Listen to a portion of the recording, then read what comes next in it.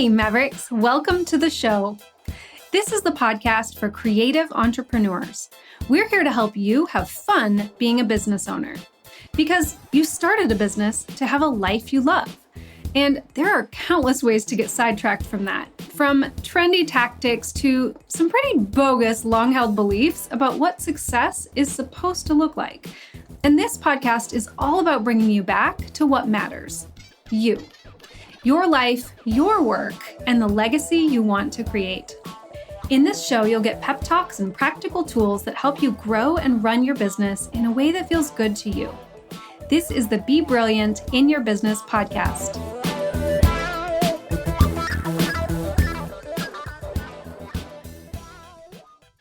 All right, friends, it's time to play Love Your Business Bingo.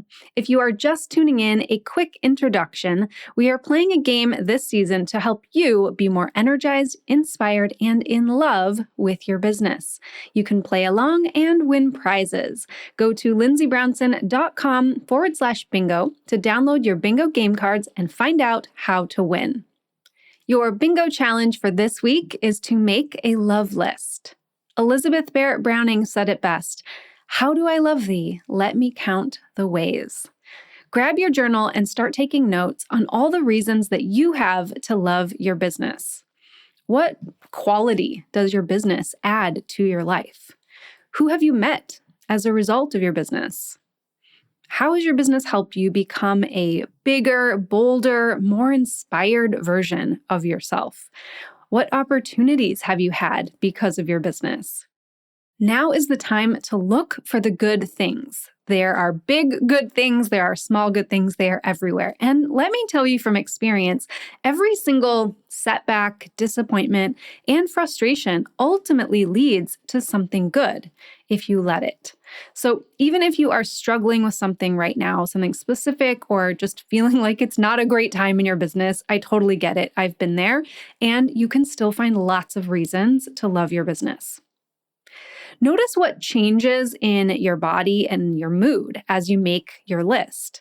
Even if you start this list feeling really good about your business, you will experience a positive shift as you keep writing, and the ideas will start to flow faster and faster. So wherever you are at with your business right now, this is a really fun challenge, and I definitely hope that you do it.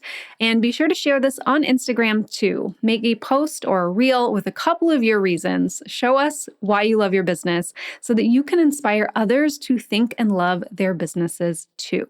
Be sure to tag me at Lindsay Brownson so I can share it as well. All right, have fun this week. Today, we are talking about pricing. If you have ever flip-flopped on your pricing, going from thinking that you're charging too much or not charging enough to the complete opposite side and worrying about changing your prices, if you have ever driven yourself crazy trying to figure out how to price your products or services, if you want to raise your prices but aren't sure if you should right now, or if you have raised your prices in the past and gotten some kind of backlash, this episode is for you. My guest is Kim Dawson. She is a business strategist who works with solopreneurs and small business owners to help them align their finances so that they can hire and grow their business. Kim says right off the bat that one of the biggest obstacles to growth is when entrepreneurs don't hire and they really need to. But the catch-22 of it is that usually the reason that people don't make those hires when they need to is because they either don't have the capital available or they don't have the security that they will be able to pay for their new hires in the long term. Kim addresses that a little bit in this conversation by talking about the numbers that are important for you to know when you're making these hiring decisions. And I can totally relate to this. I've been here multiple times with my businesses over the years. And in fact, with our other company, we are kind of there right now. And I can say that working with a CFO, which Kim is, working with a CFO to really help you figure out what those numbers are and where you need to be at, that will give you so much peace of mind and confidence in making the decision that you make about hiring. So we dig into that just briefly here, but we're mostly here to talk about pricing. So Kim shares 3 ways to distinguish your value and what not to look at when deciding what your product or service is actually worth. So Kim advises that you focus on 2 of these 3 things to really establish yourself in your marketplace. We also talk about when and how to decide to raise your pricing and the mistakes that entrepreneurs often make when it comes to either setting or raising your prices. So if you want to earn more money, if you think that you might be undercharging right now, if you really need some clear guidance, Kim explains this so well. I can't wait to dive into my conversation with Kim. Hi, Kim. Welcome to the show. Hi, how are you? I am doing so well. I'm so happy to talk with you today. This is going to be such a great conversation. Yeah, I'm looking forward to it. This is going to be fun. Awesome. So today we're talking about pricing and the strategy around pricing, how to implement a price increase in your business, which I'm so excited to dig in and just pick your brain about all of this, because I know my listeners are just going to eat this up. But to give you a quick introduction, so Kim Dawson, you are a business strategist. You work with solopreneurs and small business owners. And I know you also work with a lot of creatives. So we're speaking to your crowd here as well. But you, as a business strategist, what you're doing is essentially helping business owners understand the nuts and bolts of what's going on in their business so that they can make informed and empowered decisions, grow in the direction that they want to go. Am I getting this right? Do you have anything to add to that? No, you've said it perfectly. That's exactly what I do. Yes. Awesome. So you are also known online and in your podcast as the Sassy Strategist. And I would love for you to share what that is all about. Yeah, and it's funny because I've gone back and forth with this name. It's catchy sounding, which is good. It's nice to have a little catchiness to your marketing and what you do. But the reason that word exists or that term exists for me is that my method tends to be, and this is when I work with clients, it's when I'm on the podcast, I am very much to the point. And I like to work through the fluff. I don't like the fluff. I don't like to sugarcoat. I want to just get to what it is. I want to get to the truth. I guess that's how I work. And so to me, that's what I think of as being a sassy person. It's like, let's have a real conversation. Let's be honest. Let's be genuine. And let's get to the truth. And that's just how I work and how I operate. That's so good. And I know you personally as well. So I completely see that. And I love that term for you. And it's really... So I'm really interested in talking with you about these topics of pricing, because what you do as a business strategist is really not all about, but it's really focused on numbers and data and the, like I said, the nuts and bolts of how a business operates. And so you're able to really collect so much information that most business owners do not have about their business in order to look at it and say, okay, here's your growth opportunity. Here's your scalability. Here's what you can afford to hire for, which is something that is a big question mark for a lot of business owners, but even more so, I would say, for creatives. Would you agree? Absolutely. Definitely. And I think some of this ties into when we think about creativity. First, I'm going to mention this is that a lot of times, and I think that this is a misconception. So I'm going to start with this. Yes. So a misconception I think a lot of people have is that if you are a creative type, and we're going to put that in air quotes, maybe you're an artist or something of that sort, people seem to think that, oh, well, that means that I'm not good with numbers, or that means I'm not good with math, or that means I'm not good with money. And I do not believe that to be true. So I'm going to put that out there. I think that you can be creative. I think we're all creative in our own ways. And I think you can be creative and you can also understand the numbers and understand the finances of your business. I think the trick to that, or the solution to that, is that it's not always just about seeing the numbers. It's seeing how the numbers tell the story, how the numbers relate to the creativity that's in there. And so when you can make that connection, you can see that as a creative business owner, you can be great at what you create and what you do, but you can also get a really good handle on your business and feel confident in that you know how to run your business and you know how to manage it. That's so good. I love that you said how the numbers tell the story. Yes. Yes. And it's funny because I actually have a background in accounting, and there is a saying in the accounting world that accounting is really about the story of a business. So when I look at a financial statement, which sounds really boring to some, you say financial statement, the eyes roll. But a financial statement, if you know how to read it, if you know what's on it, it tells the story of a business. I can look at somebody's financial statement and I will know where their priorities are based on where their spending is. I will know what matters to them, maybe what doesn't matter to them so much. I will know how good they are at pricing their services. And I can see the story of their business just by looking at those numbers. Oh my gosh, that's so good. I love it. And I can't help but sort of relate that to like what I do as a coach is about conversations. And that's how I like uncover and dig out that story and how they're thinking about their pricing and everything you just said. And I'm like, oh, it's so fascinating to know that you can look at data and come to that same conclusion or come to an understanding of the story. I love that. Yeah. Thank you. Awesome. So one of the reasons that I wanted to talk with you, there are a number of them, but one of the big reasons was that I know you really have been focusing more so, or you've been really vocal about helping entrepreneurs with pricing, understanding how to price their services in the first place, and really like understanding what to do to quantify the value of your product or service. And you're really going up, you're taking your sassy strategist to a new level. You're really going into, like cutting through the jargon around pricing, which I think there's so much of that out in the world right now that it's very confusing for business owners to have any idea if their price is good, if it's going to help them grow, if they're overpriced, if they're underpriced. And just, I think it can feel so daunting and then even isolating as business owners are trying to like figure out, navigate how to price their services. Would you agree with that first? Yes, definitely. There's a lot of confusion. And I think that there's also a lot of misinformation about pricing that's out there, at least that I see. Mm-hmm. The first thing that comes to mind is that you will often hear the message, and I don't want to say that this is inaccurate, it's just not complete. And it's the message of just charge what you're worth, charge your value, charge your value.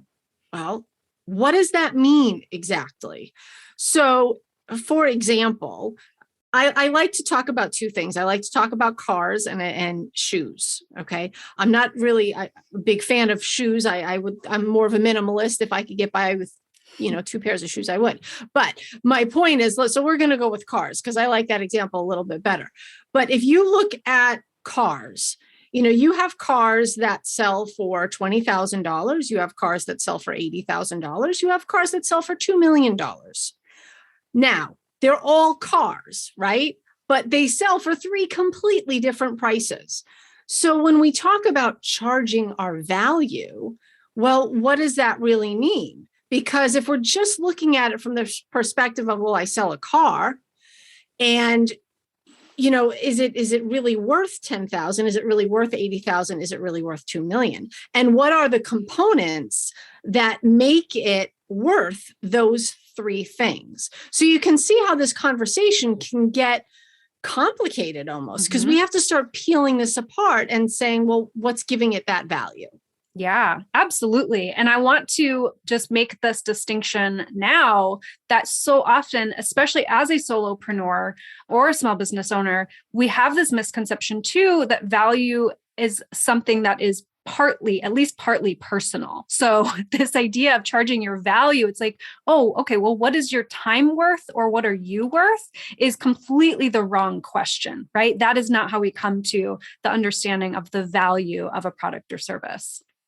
Exactly. And so, and that's the thing, value is it's so subjective. What does that really mean? And I think part of it is when we come up with pricing, at least this is my method of how I do it. I work backward and I say, okay, well, there's a couple of different components here that we have to look at. So it's not just one thing, it's a lot of things. So the first thing that we look at is, okay, well, we're talking about finances and financial transactions. You have a business and it's not a hobby, it's a business. You're trying to make a living off of it. So what do you need to make this business run?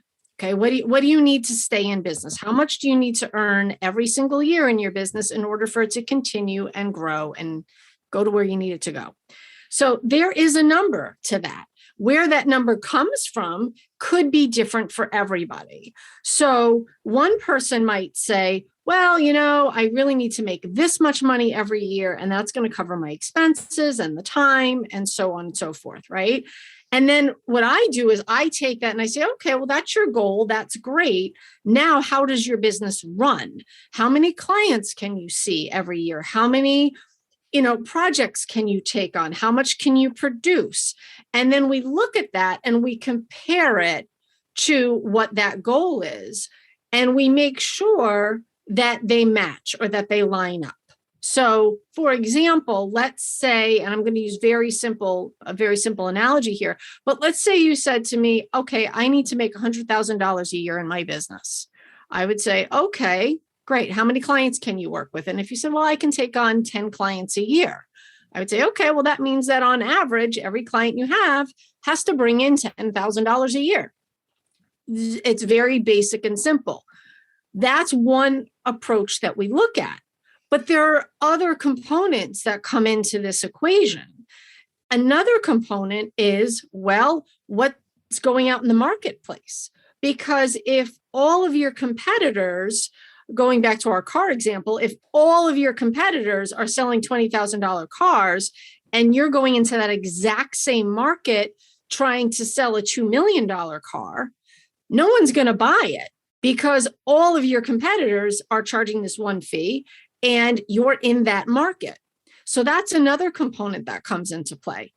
The third component, because I really say it comes up with these three things, the third is the value piece of what is it that you're actually providing for your clients. Because again, if we use our car example, the features that come in a $20,000 car are going to be very different than the features you get in a $2 million car. So those are the three things that I tend to look at when I try to give guidance on optimal pricing. I love that. That's such a clear and simple breakdown for something that is very nuanced and can feel really complicated and overwhelming. As you're saying this, the thing that came to mind for me, so I'm curious if this is what you see, was that what I see is the biggest complication in identifying, what those three things for yourself is that so many entrepreneurs put themselves in the wrong market.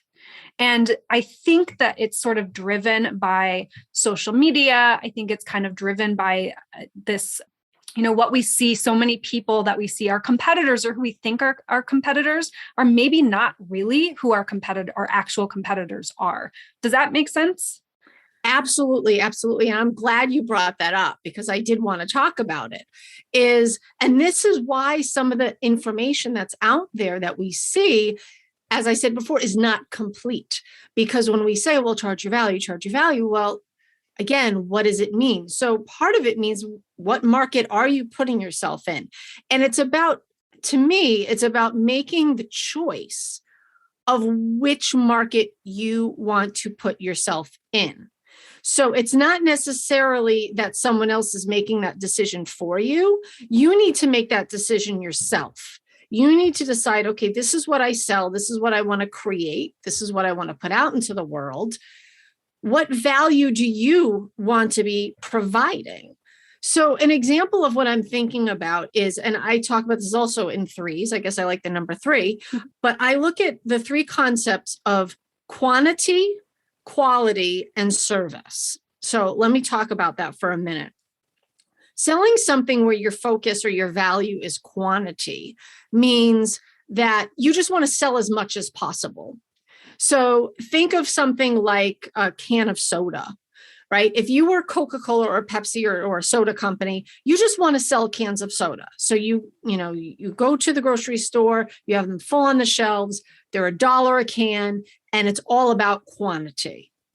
Whereas if you were more focused on quality, maybe you would be producing a handmade soda, right? You do it, you bottle it in a small little factory, you put all organic substances into it, it's got natural cane sugar, or maybe it's made with honey or something along those lines. You can't sell that bottle of homemade soda for the same price that you sell the can of Coca-Cola, because they're two completely different products. So yes, they're both soda, but they're different, right? So making that decision for yourself of, do I want to sell something that's quantity driven, where I have to sell a lot of it in order to meet my revenue goals? Or do I want to sell something that's focused on quality, knowing I'm going to need to be in a different market, and I'm going to need to create this quality focus over a quantity focus. Mm-hmm. And then that third piece that I talked about, that's service. And I kind of think of that as not really in between the two, but a service focused business is one that may not be super focused on quality, but they're also not focused on quantity. They want to provide good service, but they're not necessarily trying to create the most beautiful and amazing thing out there. So would an example of that be something that is focused on customer experience, where the experience is amazing, even if the quality or the quantity aren't the focus? Or is that more like, we get our needs met, we have no problems, everything is just fine? A little bit more like the second one. So the service, and you can use different terminology. This is some of the terms that I use when I try to talk about this, but the service piece is something like, you want to provide a service so that your clients can come to you and you can get everything done. You're going to get it done for them. And you're going to listen to them, and you're going to have your meetings with them, and you're going to talk to them. You're going to get to know them, and you're going to provide things for them. But it's about getting the job done. Whereas the quality focused may take more time, because it's something that is a little bit more unique or a little more special. So if I were to try to think of a business example that you can relate to on these three different things, is imagine that you wanted to remodel your kitchen. You have a few different options here. You could go to a local big box store, and you could buy cabinetry and Formica or granite or whatever, and it's all mass produced. And you could build your kitchen based on these mass-produced products. You can find a contractor, they'll come in, they'll install all of these cabinets, and they'll be out the door. Now, that kitchen will be a new kitchen, and it will be functional, and it will do all the things that you want. But know that those cabinets and the countertop and the appliances and all that are pretty run of the mill. They're standard. Or you could go to maybe your local business, and they'll do a little bit of a better job, and they might find better cabinets for you and a little higher quality of granite for the countertops. And they're going to put a little bit more love and care into the installation. Okay, so that's kind of that service. They're going to provide a good service for you. The quality would be going to the person who is going to hand build the cabinetry. That you're not getting it off of a production line. You're not, buying it from a manufacturing plant. You are having somebody come into your kitchen, custom design your kitchen, custom build the cabinetry. Everything is hand sand down, that sort of thing. So that's what I'm thinking about when we're talking about the three tiers. I love that. And I think there is a level of honesty required as the business owner to really make that decision of what category you want to be in, because there is no shame in being a service business or being a quantity business or being a quality business, right? They're all equally great business models, but you've got to be honest about what it is that you're actually trying to do, or you will always be misaligned in that pricing. Exactly, exactly. So, I mean, you certainly can choose whichever one feels, that you're most drawn to, what it is that you really want to put out there, and you can make it work. You can make it work.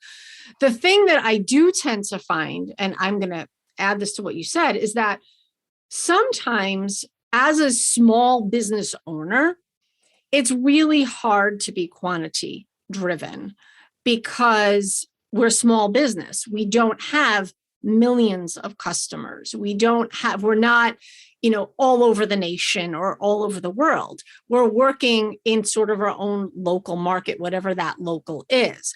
So it's just something to think about of, as a small business, it might actually be easier for you to build a service or a quality driven business. Yeah, that makes a lot of sense. Yeah. Yeah. And I think too, and I don't know why I need to put this in here, but I think again, social media, this is sort of what I meant by it, really is pushing small business owners to go for these quantity-based offerings like courses and lowball offers, which can be a great way to scale your business. It can be a direction that you go, but it has so many challenges to it when we're talking about quantity that I think, again, business owners get really confused. The messaging out there is really confusing about what is the right business model for them too. Yeah. Yeah. And I'm glad you brought that up, because something I would add, and this is just from my experience, is that a lot of times business owners who are in the service-based type business, they see it's almost like, I don't want to call it shiny object because it's something different, but they see this, like you said, like the memberships and the courses and the group work and all of that, and they think, I have an idea. I'm just going to create this course and I'm going to sell it for $100 and I'm going to make so much money and it's all going to be passive income and my life's going to be so easy and it's all going to be wonderful. And what they're not seeing is how much work and energy and effort and money even it takes to get those things off the ground, because those types of quantity driven offerings are just that, they're quantity driven. And sometimes with a small business, especially in service, it's actually easier for you to get 5 clients who will pay you well, pay you for your service and move on, than for you to go out and try to find 200 people to buy your course or 200 people to sign up for your membership program. Now, again, I'm not saying that one is better than the other. I'm just talking about this from a pricing perspective and from an energy and effort perspective, that it is actually easier to get just a couple of people to pay you for your individual service than it is to have the numbers to support those types of passive income streams. Yeah, I'm so glad that you made that point too, because I see this very often as well. And I've done it. I've done this many times of trying the different price points and trying different business models and testing things out, which has given me a lot of insight to pass along to others. But it is so much more challenging and energy and time consuming, like you said, to get those things off the ground. That's essentially creating a product. And product businesses out in the real world, not the online world, that was air quotes, by the way, are very expensive to start up. And I think that that's something that really does not get talked about when it comes to creating an online course or a membership or something that is sort of product driven. Yeah, so absolutely. I love this conversation. We could definitely keep digging into this because new things keep popping into my mind. But I want to talk about undercharging. Do you have any thoughts on what that looks like? How do you know if you are undercharging? Do you need to increase your prices? Like what is that for business owners? Yeah, definitely. So here's what I see happen. I see a lot of people when let's start at the beginning of the story. You launch your business. You've never done this before, and you just make the decision, I am going to start my business. When you start your business, the first thing you need, and I think that I could say this is for everybody, the first thing you need to start making money. You need to start getting clients. You have no clients, you have nothing coming in the door. So you're like, I got to make money.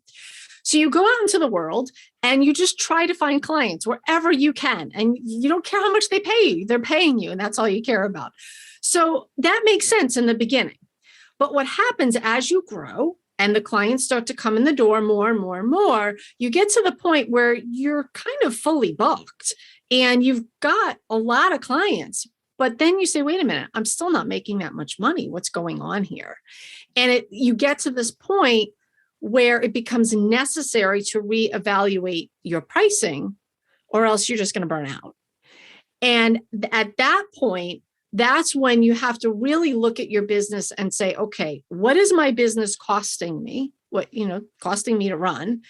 And what is my capacity to work? And how does this tie into the amount of money that I need to be bringing in?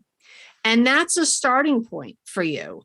And when you look at that, and this is me being sassy strategist of let's get to the truth of the matter, is be honest with yourself to know how many clients can you actually work with at once? How many projects can you actually take on at one time? And how does that equate to how much money you really need to be bringing in to make your business worth it for you? And then you have to do the math to go backward to say, okay, this is what I need to be charging. And when you come to that number, at least this is what I find with people, they're often surprised to find that what they need to be charging is higher than what they've been charging. And they have to come to terms with this to decide what to do next. Yes. So the fully booked moment, would you say, is really the defining moment of reevaluating your pricing? Or would there be other examples of when it's time to kind of consider, other than, let's say you're not fully booked, but energetically at capacity? That's one example. Yeah, so that's a good way to look at it. So even you don't necessarily have to be fully booked, but when you're at capacity, whatever capacity is. So if you're living your life and you do all the things that you need to do, and you're just constantly working all of the time, maybe you're not at the capacity of clients that you need, but your energy is booked. Like there's nothing left for you. You can't really take on anymore. That is definitely a time to be reevaluating. And I'm going to tell you something that you may agree or disagree with. I'm going to put that out there. But I think it really depends on what your goal is at that moment in time. Because if you think about the new business owner, let's say that you just start your business and you get this idea that your services are worth a whole ton of money. And you're going to go out in the world and you're going to say, you know what, I'm going to charge every client $5,000 because that's what I think I should make because that's what I deserve. And at this point, you have no clients, you have no market, you have no network, you have nothing going on. You're going to have a really hard time building your business because there's just not enough of a pool that you're in. So maybe at that moment in time, your goal is actually not optimal pricing. It's building your business. It's building your network. It's getting noticed. It's going out into the world and just building up what you have. And then once that builds, then I think the focus then becomes, okay, now we have to optimize pricing. Not to say that you can't do it the other way, not to say that you can't, go out of the gate with higher prices, but it's just going to be a lot more of a struggle. And what I've seen happen is that people try this and then 6 months into their business, they have one client and they're barely getting by and they're borrowing money everywhere. And they're like, I don't know what to do. And at that point, it's kind of like, okay, well, maybe you just need to step back and focus on building the business first. From a life coach frame of mind, I want to throw in too, like kind of my take on that is that it also comes down to your mindset. So the 3 things that you shared earlier about how to identify your value, at the end of the day, you also need to believe that that is what the value is, that is worth what you're selling it for. Because if you are missing that, you will not be able to sell it no matter how valuable it is. Yep. Absolutely. So Absolutely. you can go out the gate with high prices because that's just what you want. But then in addition to kind of hustling to sell this, to go out and network and build your business and do all those things, you are also going to have to work on the mindset of really believing without shaking when you say it, without now I'm jarbling my words, without jarbling your words when you say it. You've got to get yourself into a place where you're very happy with that number. And I think that, like you're saying, Kim, part of what makes it so difficult to go and do that out the gate is because you don't have that belief. You don't know that that's really what it's worth because you don't have any proof of concept yet. Exactly. You're new at it, and it's okay to be new at it. And you might not, pricing is really hard early on, but it's also pricing is difficult as you grow your business as well. And, part of it is you might not know how much work it's going to take or how much effort. You might go into it thinking like, oh, I can, have a couple of clients and everything will be great. And then you find out that each one of those clients is taking up an entire week of your time. And it's not worth the money that you went out with originally, and you have to charge more. And so you just don't know in the beginning. Yeah. Yeah, Exactly. definitely. And at every new level, I think you're saying that too. You're going to go through that same sort of process at each level of needing to build both the proof and the belief, and have the real examples of being able to sell it in order to quote, know that your pricing is on point. Yes. And this is one of the reasons, this is probably the main reason why I do what I do, is that when I crunch the numbers and I say to somebody, here's what it looks like. So if you have a business, going back to our example before, you have a business, you say, I know I need to make this much money every year. This is what my capacity is for taking on clients. And then I say, well, then this is what you need to charge them. Then you can, even as a new business owner, you can go out with that and start charging those rates, and that's fine. And you have more confidence in it because you have the numbers to back it up. You know that this is what I need to be charging each of my clients in order for my business to function. So that brings me to, I have one more question for you that feels like kind of a curveball, but before I throw that out, I want to talk about, you have a free guide. It's called How to Implement a Price Increase. It's a 5-step guide to help business owners figure out how to do this, how to make this leap. So I just think that's a great tie-in to talk about now, because knowing these numbers and having that information to back it up it's a very important step in having that confidence and being willing to go out and try this thing. So can you just share what and listeners can download this for free? Just give us a little insight into this. Yeah, absolutely. So at some point in your business, and probably at many points in your business, you will realize that you do need to increase your rates. And the scary thing about that for most business owners is you have clients. So what do you do about increasing your rates? How do you tell your clients that your rates are going up? And where do these numbers come from? And how are you going to do this?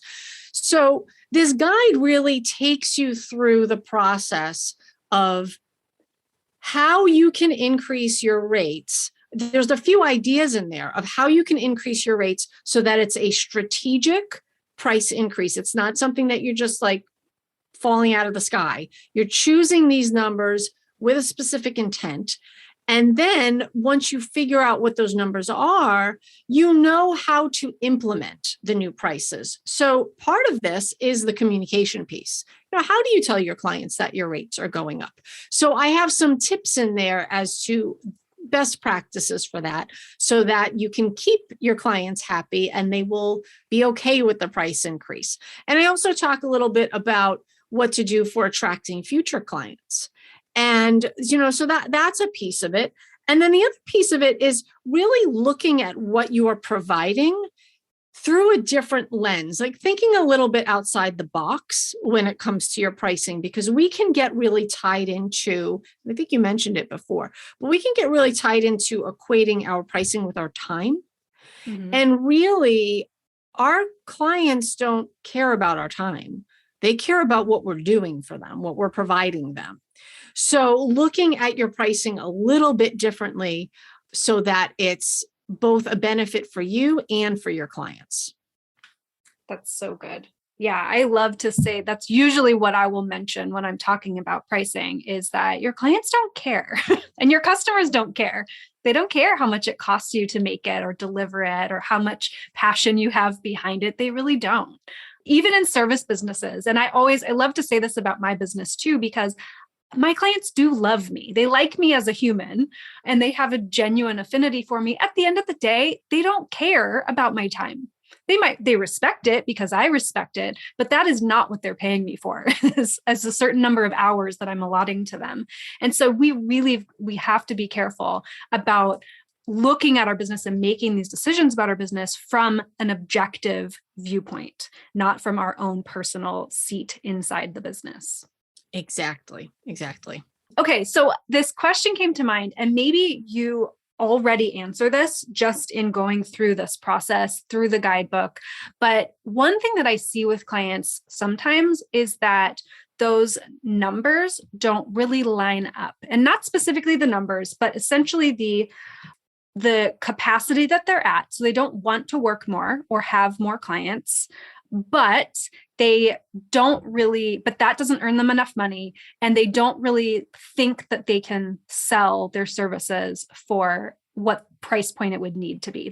So some of my clients, when we really look at it, they would have to double their prices. And in some cases, I'm 100% on board with doubling your prices. And I say, let's try it and see.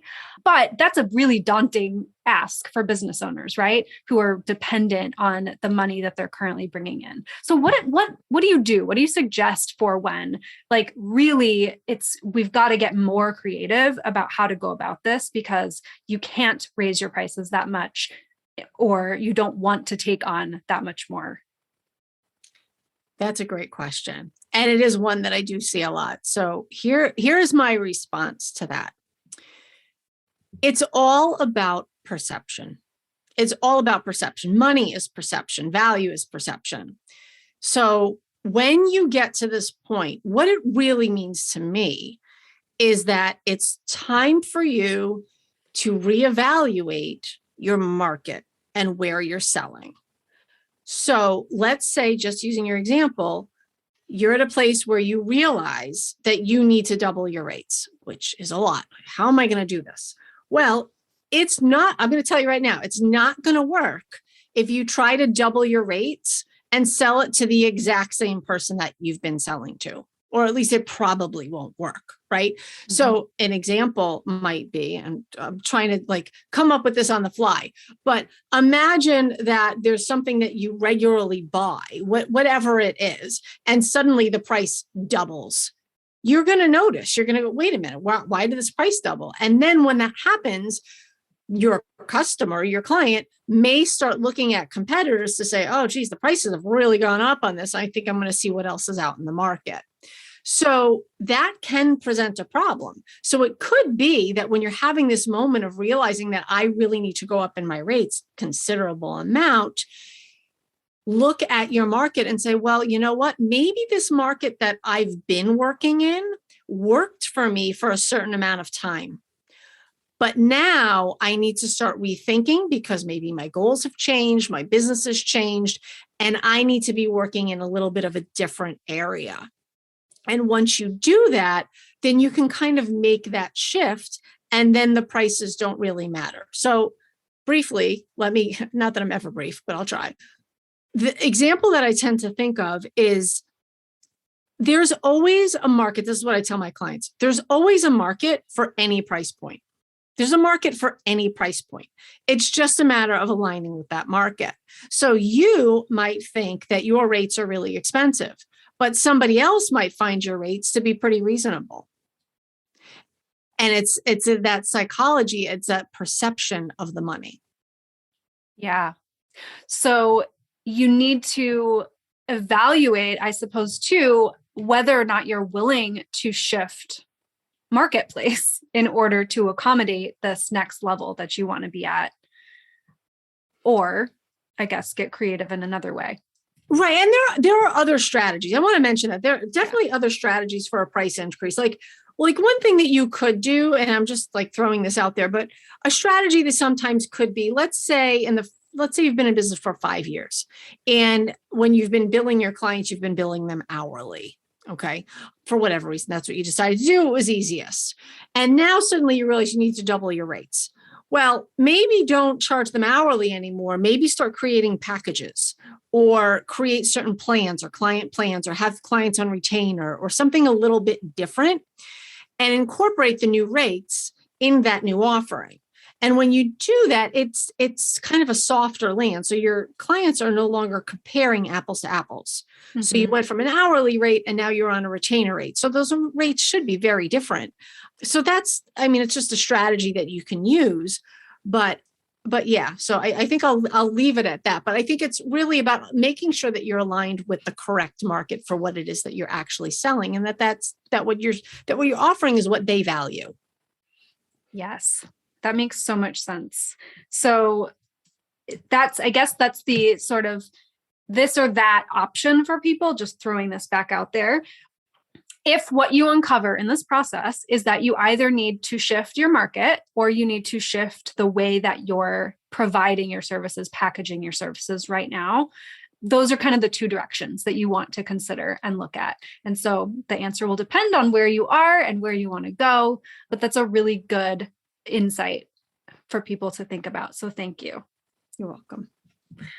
Awesome. Well, Kim, I could talk with you forever, but we will wrap here. Thank you so much. I'm so glad that we had this conversation. I knew that you would bring a lot of the strategic, tactical perspectives to this, but it's just so helpful too, to kind of examine this from an entrepreneur's experience of their pricing and what got them here and where they want to go next. And so for anybody listening who is in this place where, you don't know your numbers or you don't have the inside data and understanding how you're running your business, how it ties to the goals, what you need to build for the future in terms of your finances, your offers, especially if you're getting to a place where you feel like you need to be hiring or you want to be hiring. Kim is such an incredible resource for this as well. And so I encourage you to go and download her guide, How to Implement a Price Increase. That's going to give you tons of insight. And I also want to encourage you to listen to Kim's podcast, which is called The Sassy Strategist. And no surprise here, she cuts right to the chase. I love your podcast because you have such specific topics that you cover in each episode.